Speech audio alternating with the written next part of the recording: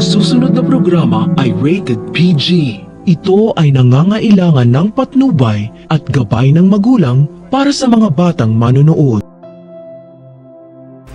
Hindi na kayang itago pa ni Doc Lyndon ang kanyang tunay na nararamdaman para kay Annalyn matapos niya itong regaluhan ng mamahaling kwentas na hugis puso.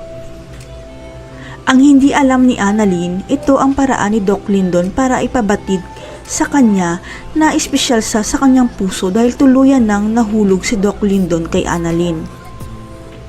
Kaya nang sabihin ng mga kaibigan ni Annalyn kung kailan siya lilipat ng Apex.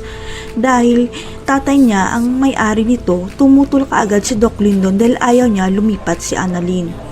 Pero ang hindi alam ng lahat, may isa pa palang dahilan si Doc Lyndon kaya ayaw niyang lumipat si Annalyn sa Apex dahil may natuklasan pala siyang pinakatago-tagong sikreto. Sapagkat natuklasan ni Doc Lyndon ang totoong dahilan kung bakit gusto ng may-ari ng Eastridge na ipirata si Annalyn dahil siya pala ang magiging tagapagmana ng ospital. Ito ang dahilan kaya ginawa ni Doc Carlos ang lahat ng paraan para makuha si Annalyn noon dahil ito ang utos sa kanya ni Mr. Alvarez at totoong may-ari ng Eastridge. Dahil ang totoong may-ari pala ng Eastridge ay walang iba kundi ang tunay na ina ni Lynette at tunay na lola ni Annalyn at alam ni Doc Carlos ang sikretong ito. Ito ang totoong dahilan kaya niligawan ni Doc Carlos si Lynette dahil tagapagmana pala si Lynette ng Eastridge at kayamanan lang naman talaga ang totoong habol ni Carlos sa kanya.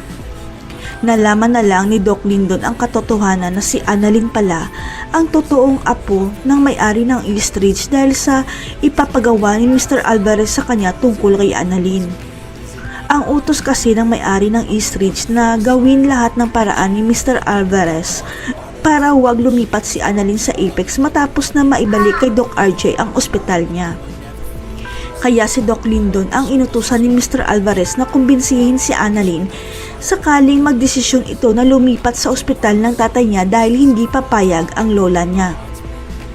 Sapagkat si Lynette at Annalyn na lang ang nag-iisang tagapagmana ng may-ari ng Eastridge at ipapamana niya ito sa mag-ina sa oras na mawala siya katulad kay Lolo Pepe.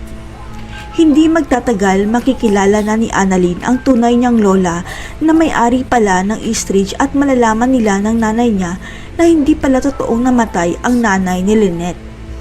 Kaya mukhang si Justin ang mamamahala ng Apex at si Annalyn naman ang mamamahala ng Eastridge dahil siya lang ang tunay at nag-iisang apo ng may-ari ng ospital. Hindi na kaya lilipat si Annalyn sa Apex dahil siya ang magmamana ng Eastridge. Makikilala na kaya ni Lynette ang tunay niyang ina, ang may-ari ng Eastridge. Abangan.